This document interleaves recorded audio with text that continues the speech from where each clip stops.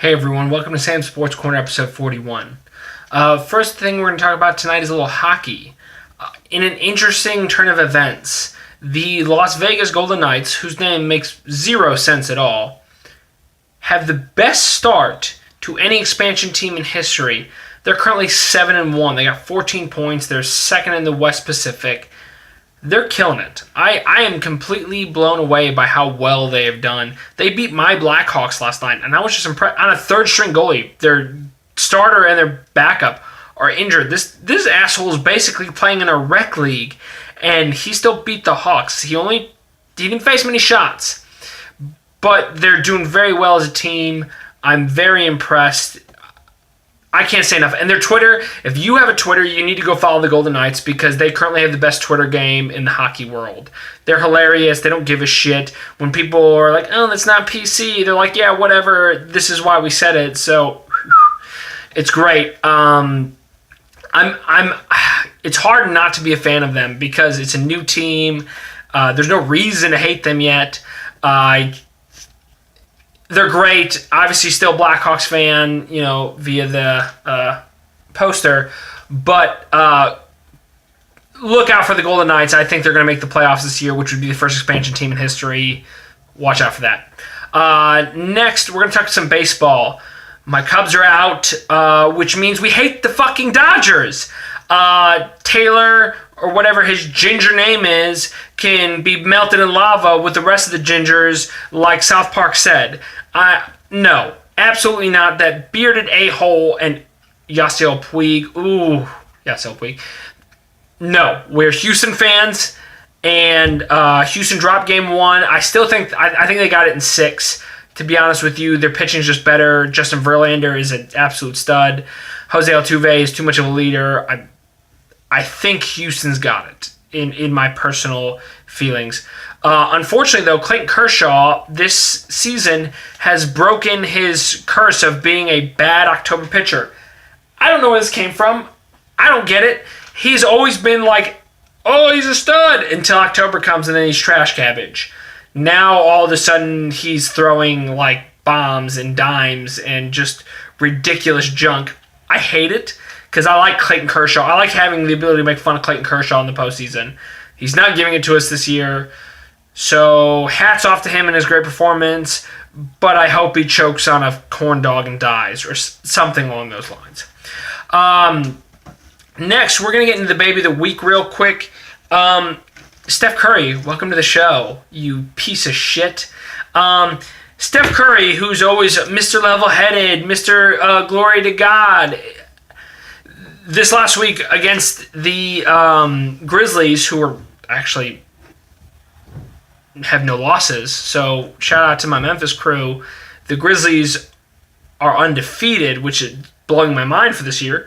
But neither here nor there. He thought he got fouled, got pissed off that he didn't get fouled, and chucked his mouth guard like he was a 13-year-old child having a temper tantrum. He gets ejected. Boom, gone. KD comes up and starts cussing at the ref. Boom, gone. This is all within the last minutes of the game, so it's not like it affected it. But neither here nor there. After the game, Steph Curry is like, if I wanted to hit him with my mouth guard, I would have, blah, blah, blah.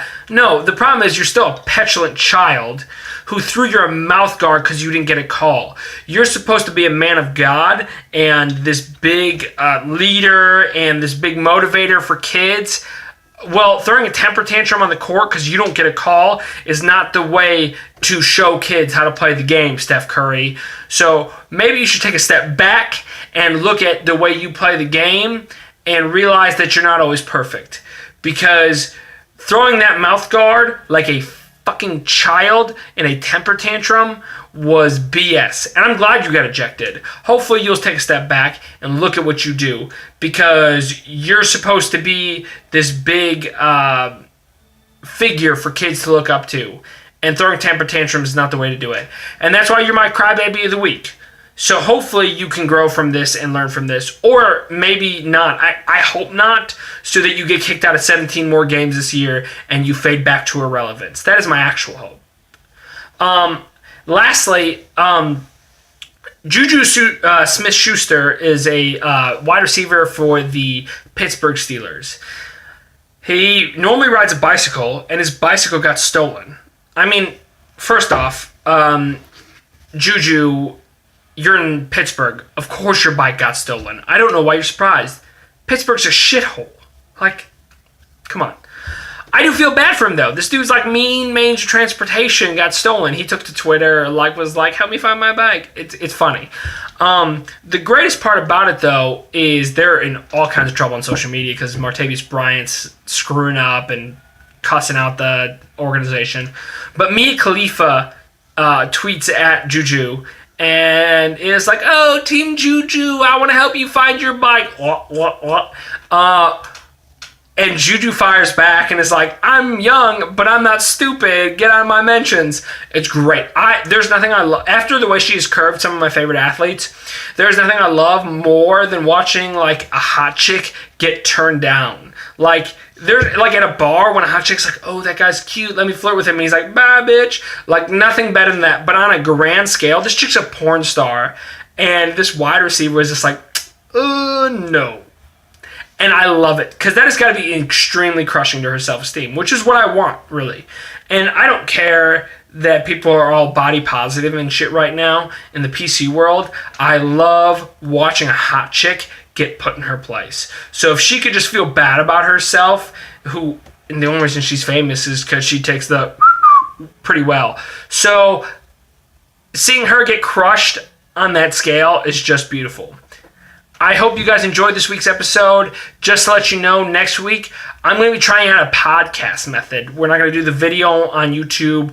I'll put out all the information you guys need, but I'm looking at doing like just audio podcast, trying to evolve with the 21st century.